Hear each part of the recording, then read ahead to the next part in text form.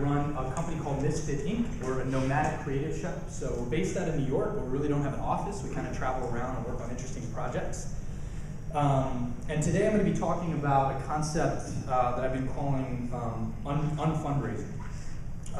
One thing, I want to say this before, there's a lunch after this, a digital hangover lunch, which I think is the coolest name ever. So they wanted me to remind you guys if you want to stay afterwards. So basically in the fundraising world, I'm like a rogue agent. Also there is no internet in this room. When Al Gore invented the internet, he forgot this room. So you cannot tweet and you cannot do anything, and I'm sorry about that. But who knows, maybe that'll work next year. So when it comes to fundraising, I'm a rogue agent. I don't work for an NGO.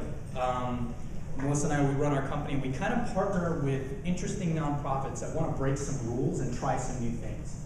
And today I'm going to talk about basically weaving in some points. I always like to put in a little case study because it's fun to show you something that I've actually worked on. Because then I'm not just pulling shit off the internet. I'm actually showing you something that I've done, and you can get to see it.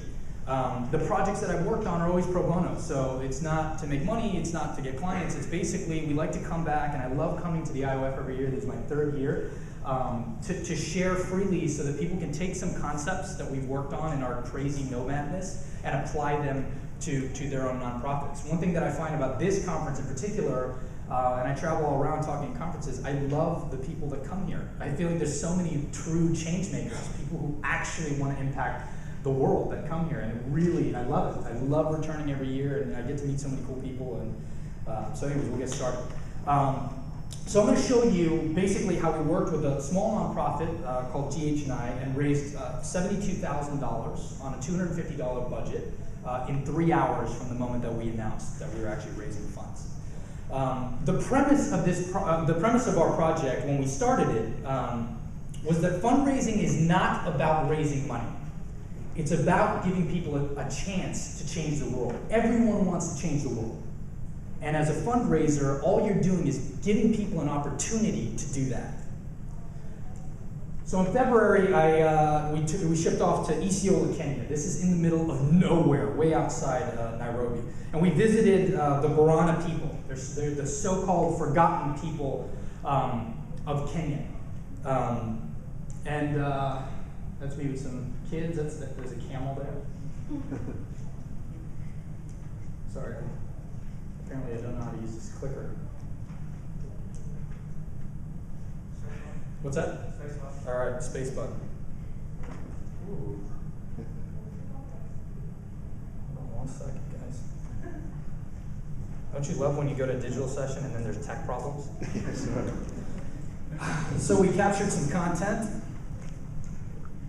That's Melissa finishing a blog post under the screen of a towel that we all did there. So we worked with an NGO called Global Hope Network International. They're a middle-sized NGO, and the project, the village that we worked with is Ola Nigele, about 4 hours outside of Nairobi. Our goal was to use our $250 budget, and with a timeline of 2 weeks, with the tools that you can see there, basically fully fund this village. So GH&I does 2 things, right? One is disaster relief. That's easy money. You know, a lot of times when there's a disaster, people give. The time that they find the tough fundraising issue is in their second job, which is sustainable community development. So they actually work with a village for 3 to 5 years in the areas of water, wellness, food, education, and microenterprise to help those villages become sustainable. Because as everyone knows, once the budget is cut, if the food truck stops coming, then people starve. So I really appreciate the work that they do, but it's hard to tell that story because it's a 3 to 5 year story, as opposed to, wow, this disaster just happened, we're going to raise money for it. So before I start, it's funny, I do this every year because I've been here for 3 years. So the first year I asked this question, who is on Twitter? And I literally had 2 people in the room raise their hands. And I just want to ask it, just for the sake of it, who in this room is on Twitter right now? Right now? Oh, yeah, well, not now. Algorithm doesn't allow it, but actually, yeah. Wow, that's a different world. My oh my, how the world has changed. You look at the fact that 27 million tweets are being sent out on a daily basis. The fastest growing segment on Facebook is females between the ages of 55, 65. There are 1 billion videos served up by YouTube per day. We all know that this is important. The reason that it makes it more important, particularly with the sense of this case study, is because this is a small NGO, and the people that we're helping them are just geeks. We're not special, we're not celebrities, we're just nerds that went out here and worked on this project. And it's because the world has changed that we can do it. So the future of fundraising will be, and people ask me this all the time, you know, what's the future of fundraising? I say, A, we are living in the future. It is the future. There is no future. And B, it revolves around these 3 tenets. And these are the things that I'm going to cover, and I'll weave in and out of the story. One is the art of digital storytelling. 2 is blogger outreach, which is very, very important. And if you fall asleep during the first part, I will forgive you, but the second part is very important. And 3rd is something that I call experiential philanthropy. Organizations, I find, are a little bit too enamored with tech at this point. Because it's so because we all have iPhones and it's so easy to get the newest apps out there, we're all like, you know, Facebook, Twitter, Foursquare, Gowalla. We know about everything as soon as it comes out, and then we want to figure out how to use it. You can go to a lot of nonprofits and you can ask them, you know, are you on Facebook, on Twitter? Absolutely. Do you have a content strategy? No. What's that? Do you tell stories online? Do you blog? And you find a lot of nonprofits that actually go to the tools and use the tools, but there's no story behind it. There's no blogging platforms behind it, which is the absolute most important element. The reality is you can get, Twitter is a hunk of servers. Facebook is a hunk of servers in Palo Alto. And Twitter is a hunk of servers in San Francisco. Without stories powering those engines, they're nothing. They're nothing. And as a nonprofit, as fundraisers, we have to look back and say, what is the essence of the story that we're telling? There's only 3 ways to tell a story online, period. It's blogging with the written word, and then it's rich media, photos, video. Twitter and Facebook act as distribution channels, that's it. So they're secondary, they're tertiary. They just are a conduit to get out our core. But a lot of times I find that core isn't something that we focus on. So there's 2 sides of story. There's the macro story, and if anyone's heard me talk about it, I always talk about this, you know, the story of our organization. That's something that we should have down pat. You know, it's the vision statements and all that. And then there's the micro story. The macro story is what you do, and micro stories are what you're doing. It's the project you're working on right now. And as fundraisers, the most important thing is the project you're working on right now, because that's what people give to. In this day and age, with all the shit that's coming down the pipe from Twitter and Facebook and all the information that we're getting, people don't care about brand strategy. They don't care about corporate visions. They forget your corporate logos. They don't care about corporate voice. It's too esoteric. The thing to remember is that the future of giving will be at the project level. It will all, people ask the question, we had a conversation, a couple days ago, 2-3 days ago, and somebody was asking me about, you know, sustainable giving online. I don't think that exists because I don't think people give to organizations anymore. I think online we give to stories. We give to individual project stories. That is what compels us. Because we don't want to help organizations. As humans, at the end of the day, we're falling less and less away in love with organizations and more in love with human beings. And that's what Twitter, that's what Facebook, that's what the social networks, that's what the ability to create content for $0 gives us the ability to do. So what did we do in Kenya? We could have come out and then worked on, you know, Global Hope Network and kind of been on their blog, their corporate blog. But what we decided to do is say, okay, why don't we set a standalone blog for this project? Because people are going to buy into this village. We want to tell the story of the village. So we set up a simple photo blog on Tumblr. So if you don't know about Tumblr, do people here know about Tumblr? I'm sure a lot of you do, right? It's a free photo blogging platform. And we wanted to make it sure that we could update it easily from a mobile phone so that no one would even have to go to a computer. One of the things we did that you'll notice right up top, this was a standalone village blog. It's a standalone project blog. And at the very corner, you can see powered by GH&I.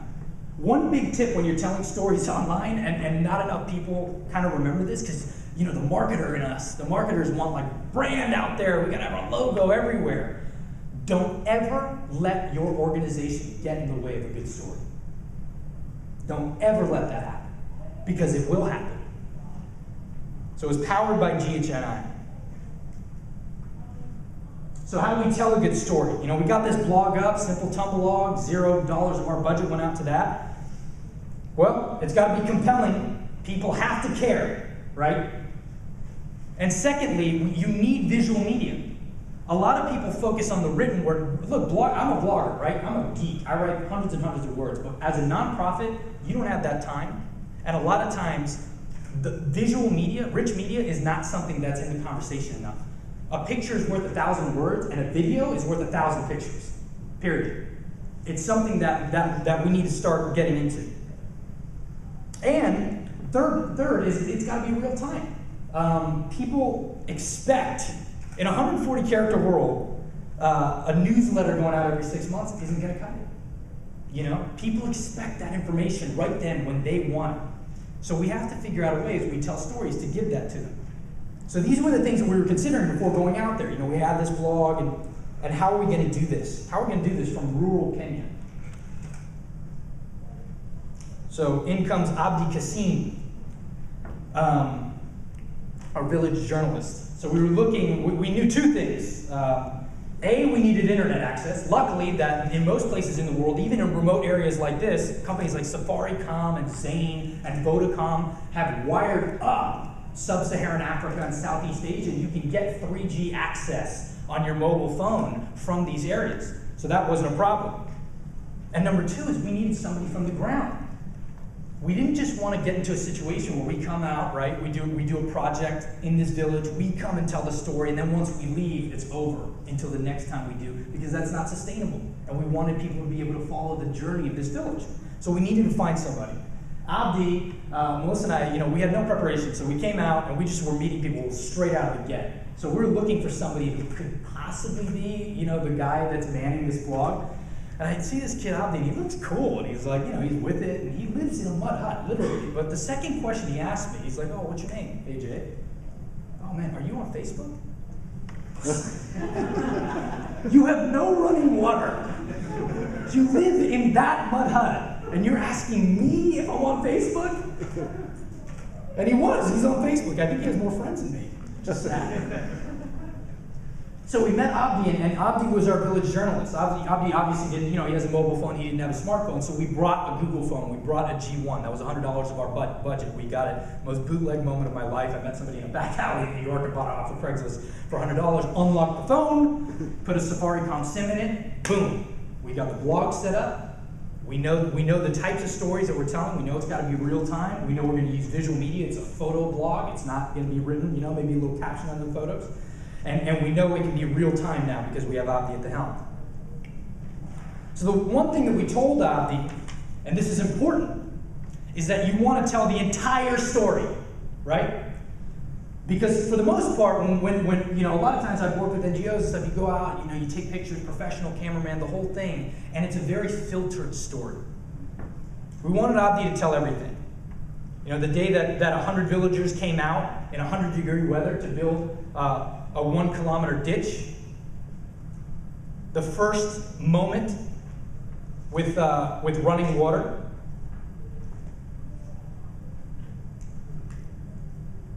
the moment that the first water tower was erected. But we also needed him to tell the bad. So since we've left, Abdi told the story of the day that the mud gave way because the foundation was weak, wasn't built properly. The day that the tower collapsed, the need to rebuild. All without a marketing or PR filter. Now that seems scary, but there's an authenticity to that story as Abdi's putting in his little captions in broken English under it that people could identify with. The truth goes a very, very long ways because people don't, as humans and people who are donating and giving, they don't want perfection. We want honesty as humans. And we're willing to support those that have the courage to show us their imperfections. The imperfections of your story, of your organization's story, are just as important as the good things you do. Believe me, if not more so. So this is a quick little interlude. The true currency of Facebook and Twitter is all in the URLs. You know, as we're sharing this stuff, it started to blow up a little bit. So we figured out how to tell a story, right? We figured out what are the elements of the story, how we're going to tell it. Rich media, it's going to be a photo blog. We got the blog, cracked G1, connected, got Opti on the ground, got that all locked up. But how are we going to let people know about it? Global Hope's a tiny, and they have a little news list. They don't have a ton of Twitter or Facebook followers. We had to figure out a way. This element that I'm going to talk about next is the most important element for nonprofits in the next 10 years. And the nonprofits that understand what this means and kind of get what blogger outreach means and how the nature of influence has completely transmogrified over the course of the next 5 years will be incredibly successful. You'll be light years ahead of the competition.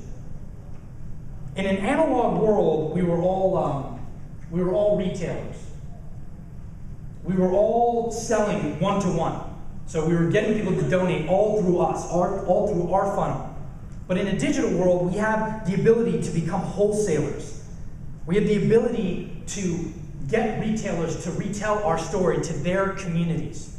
That's the big, most people, you hear a lot of this talk about, building up our community. It turns into a numbers game. The retail game is a numbers game, How many more Facebook fans can I get? You hear that question all the time, right? How do I get more Facebook fans? How do I get more Twitter followers? Stop worrying about the fans that you don't have and start getting to know the ones that you do.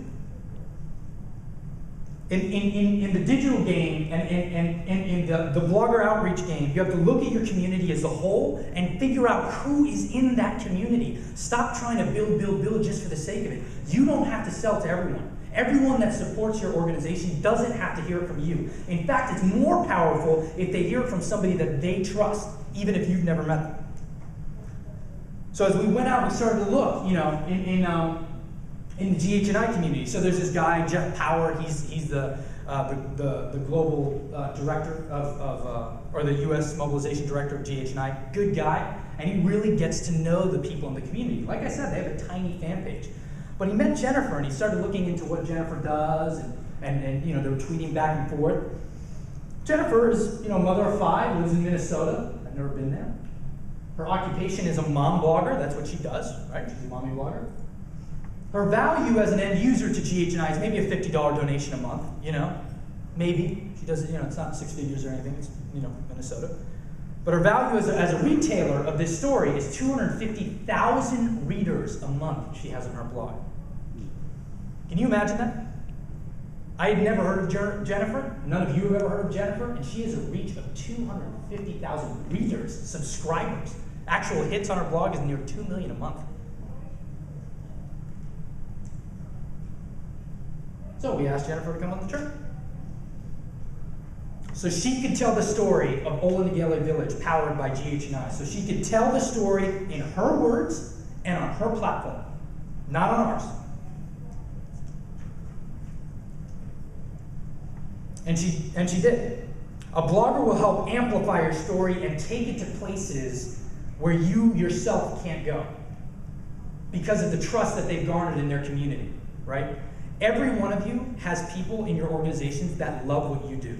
Every single one of you. And in your community right now, even if it's tiny, you have influence. You have people who have influence online. People like Jennifer McKinney, who maybe as an end user, maybe as a donator, she could donate $50 a month, but she could move 250,000 people to know who you are. And that's very important. And it will change the game of charities coming forward. So we have to rethink where we invest our time and energy. Things blew up. Once Jennifer started blogging about the trip on her own platform, you could see the amount of content that was created in how many days was it? 14. It was 14 days. 1,200 tweets, 5,000 pictures, 41 videos, over 600,000 views altogether in 14 days. Just by a couple of nerds and this mom blogger from Minnesota. We have to rethink influence. If blogger outreach is something that confuses you, it's like, what the hell? Like, how do I connect with bloggers? They're out there. They're out there. And they're within your community, and start asking. But the idea is that influence has changed. You don't have to have money to have influence. People online that spend time geeking out online, they have influence now. Connecting with them is very, very important. There's a higher ROI to making relationships with bloggers, I feel, than even making relationships with major donors. Because you end up getting a reach, you end up getting in a community that you couldn't have possibly entered without the conduit of that blogger. And they're normal. They're normal folks. And they're happy to do it. They're happy to help you out. They're happy to be asked. So don't waste your time toiling to grow your community. Stay connected and start connecting with the influencers within that community. So the key takeaway in this area is forget celebrities. Forget about that.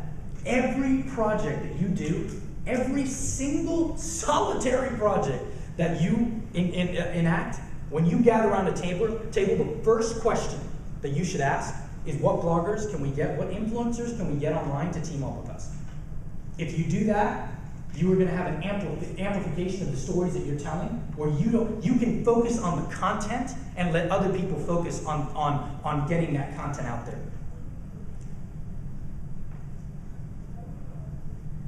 So the third element, once we came out, we figured out what story we were telling, right? We figured out, what blogger we could get to come with us and tell that story with us to amplify it to their community. And the third element is, this element of how do we get people involved? Where do the donations come in, right? Experiential philanthropy is something that I've been talking about for a few months that I really, really believed in. We backed into it. I didn't come up with this idea. I realized that after doing enough of these projects, I'm like, oh my God, wait a second. People don't give a shit about donating. Like, they don't want to donate, but they want to be a part of something bigger. They want to be a part of a larger story. The worst idea in history was clicking a donate button. It's the worst. You see these donate buttons littered across the web, and we focus people in on these donate buttons. And we focus them in because we want to make it easy. We were told that if we make it easy, people will donate. But the problem is, with making it easy, is that we never remember anything that we do that's easy. We can easily, we just go easily donate, and then we forgot who we donated to 6 months. There's no relationship there. We didn't bring them into a larger narrative. We didn't help them change the world. We just guided them to a page on our site, to a button, and treated them like an ROI metric. People are repelled by donate buttons in this day and age, like people are repelled by banner ads. Anybody click on banner ads anymore? I literally saw this report. It was 2 weeks ago. It was hilarious. I wish I had it here. There is a greater possibility that you will survive a plane crash than that you will click on a banner ad. That was Forrester research. An actual research company, right? Nobody clicks on banner ads, and nobody cares about donate buttons. Relationship-oriented giving. So back to our blog. So now we're telling the story. We got this mommy blogger. She's got 250,000 people. Every freaking mom in the world is following this woman. It's just blowing out, and everyone knows about it. But now we got to figure out a way to get people in, and how do we bring them in? Are we just going to put a donate button? How are we going to do this, right? So we created this concept. It's very simple, and again, it's free. It was just a matter of kind of thinking it out for people to join the extended village. So we took donate out of it completely. It's not about donating. It's about joining our village. It's about joining these people in their 3 to 5 year journey towards sustainability. So how we did it specifically, we created this simple splash page. We made it more than a donation. We created scarcity, right? We figured out exactly what we needed for that project, and we didn't take $1 more. Now that sounds crazy, but people appreciate that. And people always want to be one of X. So we only needed 100 people to donate $12 a month over the course of 5 years. That would make this project fully funded, right? And that would make this project successful. So we created that scarcity. We only asked for what we needed. And the third is we thought about the value proposition. As a marketer, you always hear that. When you're selling some shit, you're always thinking about what's the value proposition.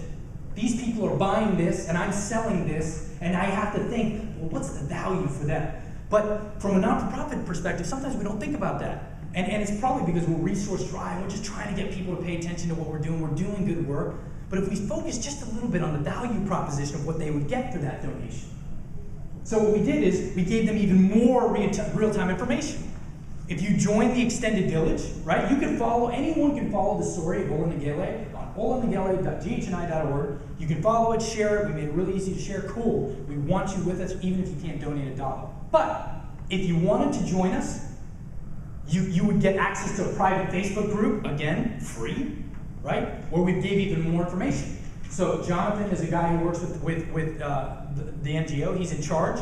And he posts videos, information about where the money's going, what's going on, so even more detailed information to bring people in on this journey. We did 2 live videos a year, one of which we did there, right? So on the hood of this Jeep, you can see this laptop that we had here, and using a Safaricom dongle, we did a GoToMeeting video call, HD, back and forth. It worked better than in New York, I couldn't believe it. And you can see that, I mean, this is an actual moment that we captured where you know, it was some of the supporters on the GoToMeeting call, and they were going back and forth. We had a translator, and we said, you know, two times a year, when GHNI goes out to do these trips, you're going to have this. What's the investment? Nothing. The dongle's $25, right? It's just a matter of time and thinking, is this a value for people? They're donating. Now we're giving them more. They get to be accessed. They get to be one of 100. They get access to a private Facebook group, get all this information, and they get a live video call where they could line up their kids, and their kids could meet people in another part of the world that they might never travel to.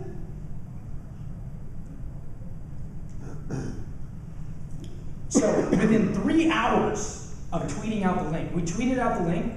We had this buildup, right? It's all about story, baby. It's all about the story. So we focused on the story, and we told that on the blog, right? And then the moment, we didn't open up the village as soon as we went out there for people to join it. We kind of were out there for about a week, and right at the end, we said, hey, now that you know about these people, do you want to join the extended village? Within 3 hours of tweeting out that link, we'd raised $72,000. Not in pledges, in people literally clicking a PayPal button and then doing the recurring subscription on PayPal, which you can do. It's free to do that. $72,000. We've had 100% retention.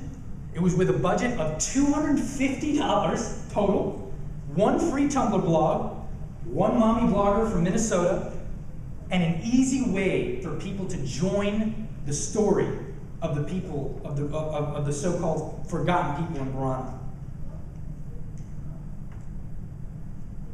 So 3 tips for larger organizations as we kind of wrap this up is, A, you want to go deep, not wide. Everyone, in this day and age, everyone is a social media guru, right? I mean, everyone's talking about it, everybody's blogging about it, and everyone's talking about numbers. Everyone's saying, well, if you do this and this, you get more numbers. Forget the numbers. Forget them. Learn the people in your community on a first-name basis. Take it offline.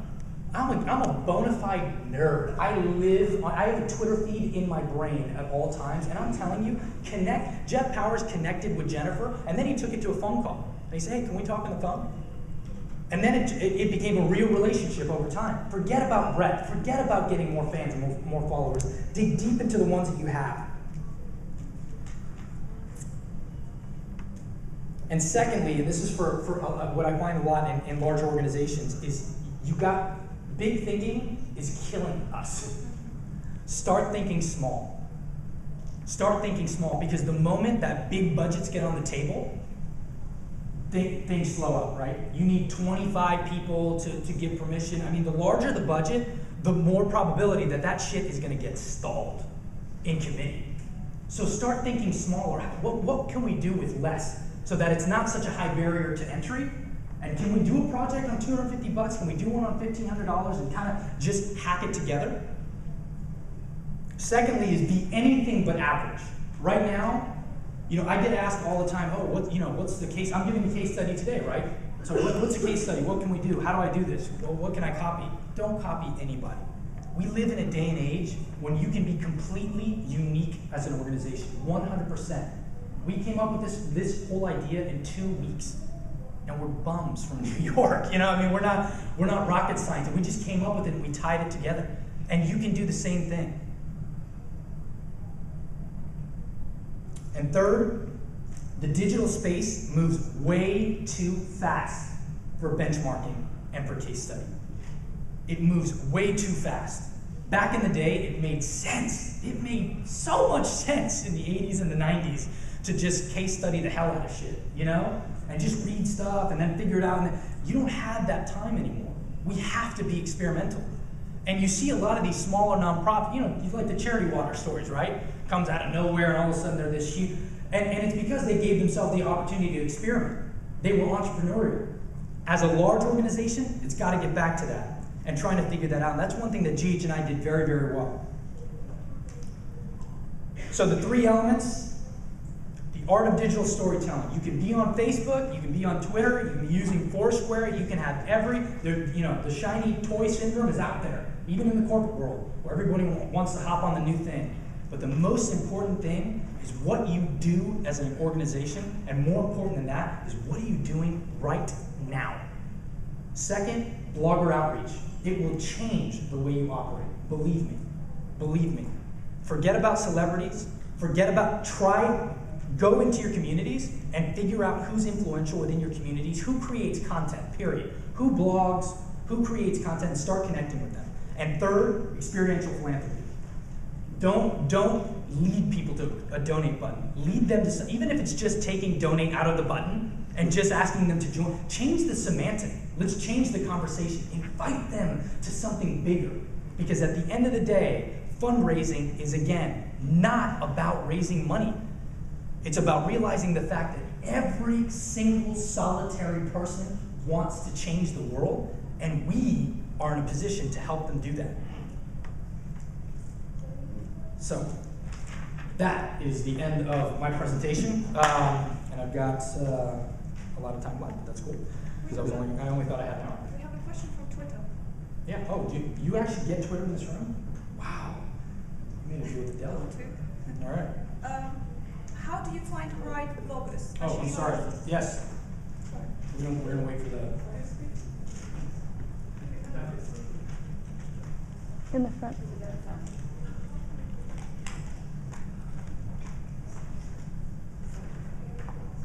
Yes. Hello. We have a question from Twitter. How do you find and engage bloggers, especially for a smaller charity? First thing, right off the bat, is don't go looking for people outside your own community, because I have a feeling there are an ungodly amount of bloggers out there. It is unholy. They're hidden, and they're nerds like me, back in the quiet of, they're living in their grandmother's basement eating Twinkies and Diet Coke, as they blog, like I do, right? But they're there. So instead of trying to who are the big bloggers? Can I get Chris Brogan to come? Don't focus on the big ones. Just look into your community, and the first thing to do, tweet it out. Are any of you bloggers? We want to connect with the bloggers within our community. Tweet it, Facebook it out, see if anyone answers back, and then after that, start following your followers. That doesn't happen enough. We just want people to follow us on Twitter, but how about delving into our followers, clicking on their URLs, and seeing, hey, what are they up to? There could be all types of synergy. Jennifer McKinney did not charge a dime to be out there. I didn't charge a dime to be out there. I was happy to help out. The second part of the question is, provided you already have some bloggers engaged, how do you keep them involved?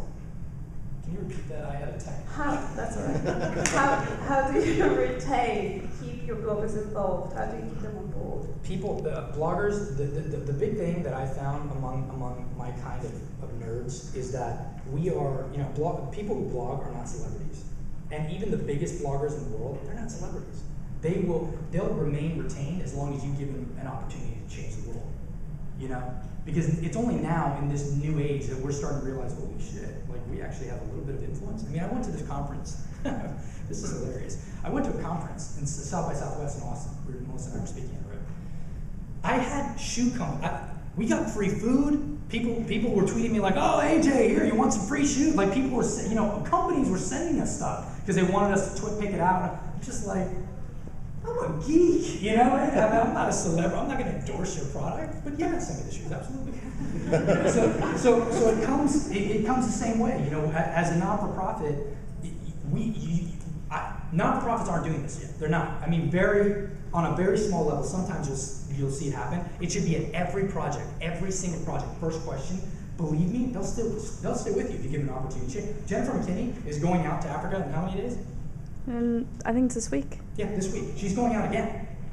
to do the same thing again. So I mean, it's you know, it'll be there. Other questions? Anybody at all? Somebody save me. I mistimed this presentation terribly. I can ask questions all the time. Good. It's a very quick question. Who paid Jennifer McKee's fare to go? She actually had somebody sponsor her fare. So another thing, and so did we, actually. We were, you know, so the not-for-profit did not pay for us because, you know, we're in the space and we got a few people, we told a few companies, hey, we're going to use your product while we're out here. We use GoToMeeting, we use a few things, and we got them to sponsor Melissa and I coming out there. Jennifer did the same thing. So that there would be no difficulty on the NGO side. And a lot of times the NGO can step in, approach local businesses, say, hey, this blogger wants to come out, we can't pay the funds for their thing, but could you sponsor, we'll put you on the project side, we'll shout you out a little bit. People get behind that.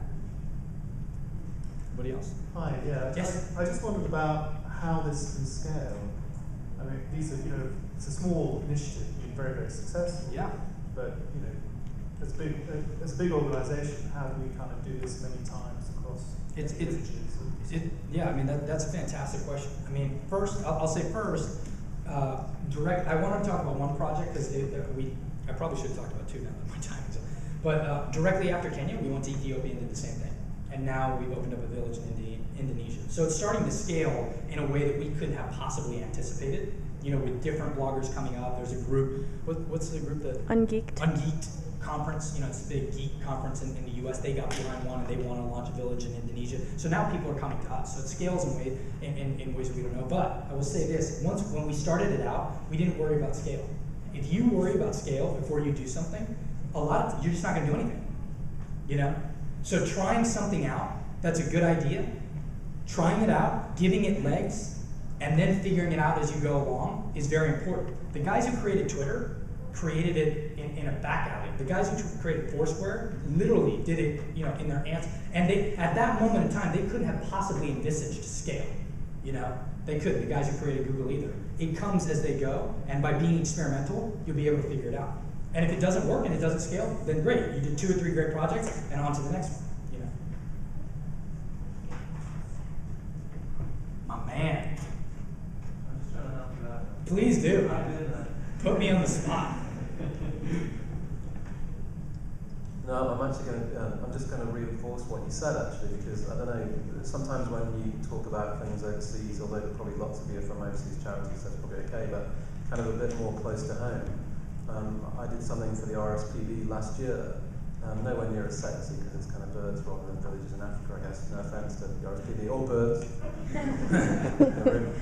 And did it in a far less cruel way, because kind of, I guess, British people are, but we sent out a survey to a portion of their member base that was kind of we thought were of the age that would be sort of bloggers, if you like. Yeah. And you probably don't know that they're usually conservative, you know, institution almost, you know. Yeah. So the feeling was, okay, well, no one's going to be blogging, or you know, this is kind of, oh, we'll do it if we must, but we're not so keen.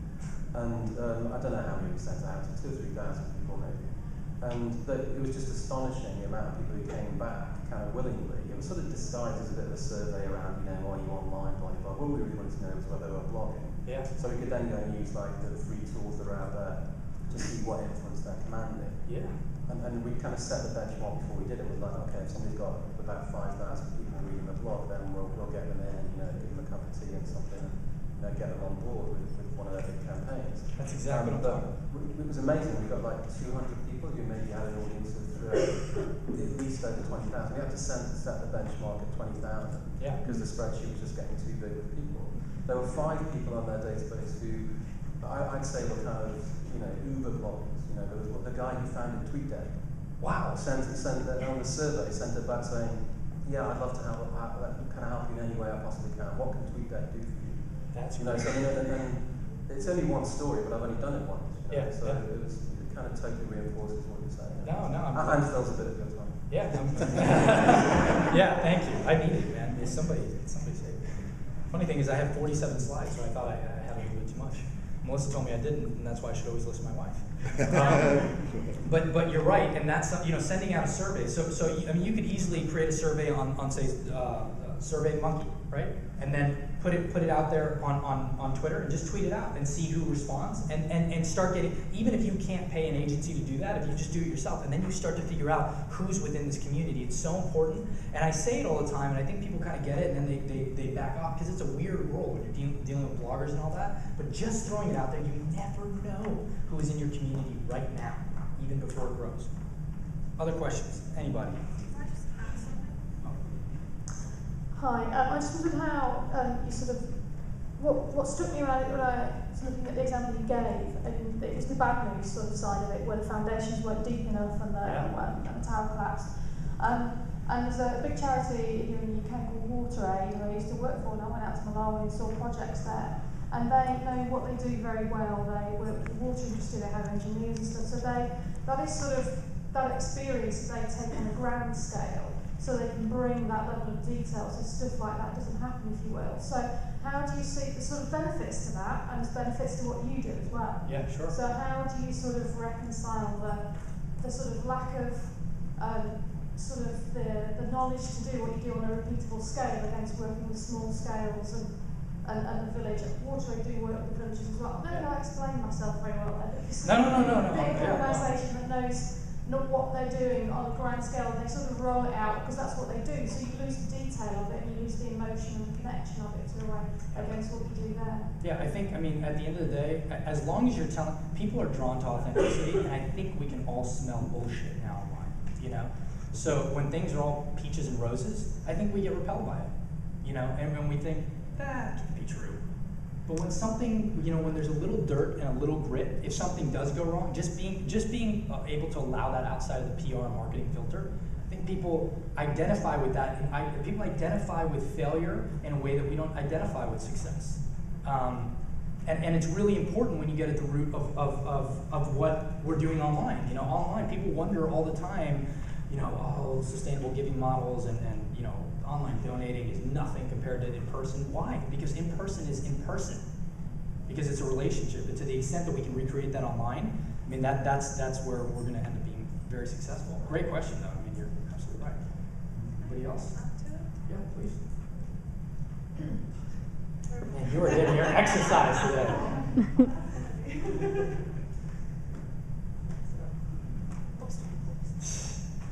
I just want to add two things, because I work kind of on the other side of the story and help nonprofits to kick that off. There was a question about how do you start, and I think one thing that stops nonprofits from engaging bloggers very often is the lack of skills. And you've mentioned, tweet it out. Very often you can just tweet out, we don't know how to engage bloggers. And you will have people helping you in creating campaigns in the right way. And the other point was about how do you scale it, how do you measure your success? I personally think that the social media is going to change organizations, and they will have to change, will have to stop working in silos. And I think American Red Cross is a very good example of taking on board one little campaign that works really well, setting up in place social media strategy, adding KPIs to the campaigns they do with bloggers, and reevaluating the internal skills. We have a lot of presentations about that happening in this convention as well. Yeah, that's a great point. Good question.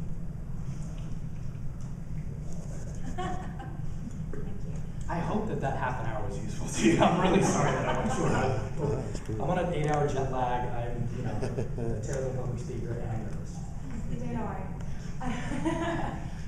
I was wondering how you got together with your first nonprofit that you worked with, because if I start working with a new client, or if I was client side and working with a new agency, there's some tussle involved in this is where we want to go in this new direction, and there's quite a lot of sort of negotiation around, no, that doesn't fit with our brand, and this, that, the other, and I know that you'll recognise that, but and obviously, your story is strong, so it looks very smooth, but I'm wondering, did you come across that at all? Have you had to kind of tussle about that? Yeah, absolutely.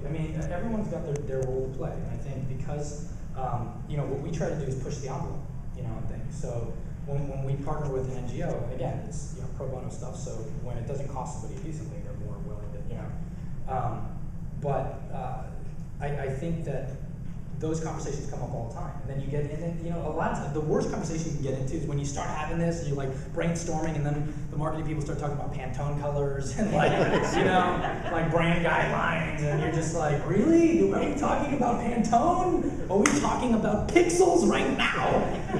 And it's incredibly frustrating. It's incredibly frustrating. And that's why I say, at first, because this project costs nothing, next to nothing, it's easy to get it through. And that's more of that's less on the tech end and more on my experience is, if I can get it down to very nothing, and then we do it and it's somewhat successful, then all of a sudden that there's evidence, and then you don't have to talk people into things. I find it near to impossible to convince 15 people to do the same thing ever. Look at the United States, we still don't have healthcare. Anyone else? Questions? There's one over here from a beautiful wife. I actually have Twitter access. Do you? Yeah, it's just a question from somebody on Twitter. If you're talking about bloggers getting involved, is there a way that you can get organizations involved? So maybe not nonprofits, but just regular organizations to help out. Yeah. Oh, absolutely. There's so many. Obviously, as you know, on the trip, because we as geeks had relationships with some of the organizations on Twitter, Box.net. So now they connected with the NGO they'd never heard of because they trust AJ and Melissa online. So all of a sudden, Box.net and GoToMeeting gave free accounts to GH&I and supported them. There's all these sort of connections that happen. Once we remove the let's just get our audience bigger and bigger and bigger, and we start to get to know who those audience members are, then the intricacies of the relationships that they have online become apparent. Over time, GH and I realized, wow, these guys know a lot of brands in the US, and that was useful to them. So it's a matter of getting out there, but it's always going to start with the influencer, I think, and then moving out to brands possibly from there. By the way, that's all our information. That is our site in /nonprofits. You can go on there and kind of learn some of the stuff we do. We're doing a bunch of free webinars these days. Our presentation is on SlideShare, even though I heard it's illegal. And that's me on Twitter. So if anyone has any more questions, I'll answer them right now, because I always love answering questions in front of others, because some people might have the same question. Cool. And then, but at the end of the question time, the only reason I flew here from Los Angeles, I am delirious, as you can probably see. The only reason I come here is because I fucking love you people. I love people. I love like North Americans sometimes come to this conference, and it's like you see them, and then it's like acting like, oh, the U.S. Like we do things better. This bullshit, And I love being here. I love this conference in particular. And I think there's so many change makers here. I will be here all day. And any questions that you have about you specific in your organization, I'll be huddled in the corner over there, or later on, taking any questions you have. Yes. Your presentation was good. Thank you very much, because I have incredibly low self-esteem. So I need that type of affirmation. Believe me, I need it. There are review forms on the chairs. So as long as we're checking good and excellent and all that stuff, I feel really good. And once we get down to negative territory, I might shoot myself. So, your hands. Yes. I know what you're saying. A lot of it is about engagement, and that's really important. There was a financial element. There was money mentioned there. Do you think the future and where we are now is that this kind of activity lends itself more to restricted funding, so money that's being raised going directly to the project rather than a wider scale? Absolutely. I think there is so much evidence right now, and I don't think people are doing research on it yet, at least not that I've seen, but there's so much evidence right now that people do not give to organizations anymore, they give to projects. They give to one thing. They give to, and that is obviously restricted funds, because the people that are giving to Holland & Gelley, that's got to go to Holland & Gelley. Which creates, somewhat of an accounting thing, but really it's not that hard. It happens all the time.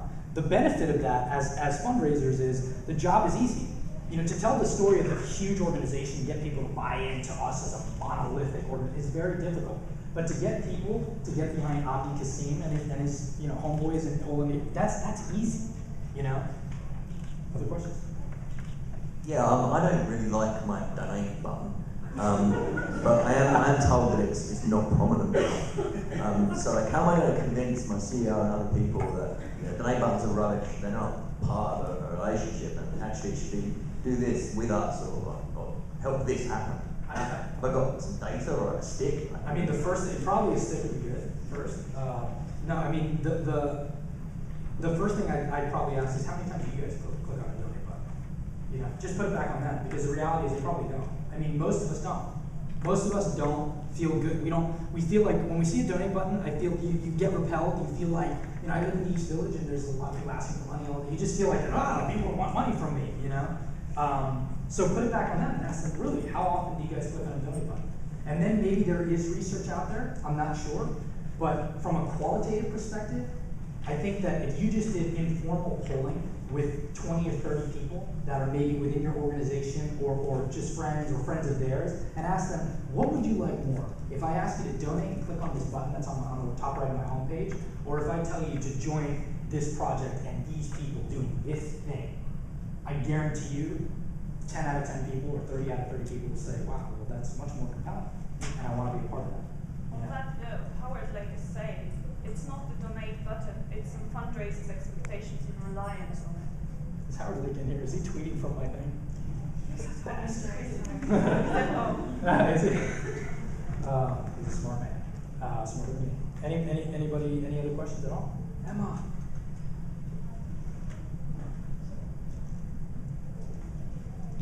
Sorry, I was going to behave, but I couldn't help myself.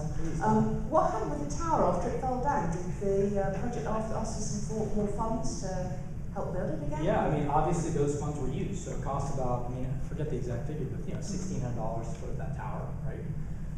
And then it was destroyed, and it was destroyed because, that happens in development work. Like shit doesn't work out all the time. A lot of times donors don't hear about that.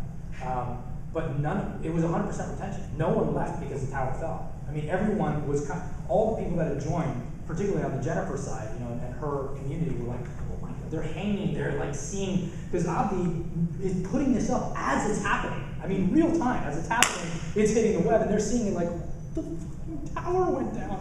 So it's a story that they're engaged with. Nobody stopped donating. Everyone was concerned and asked, what can we do?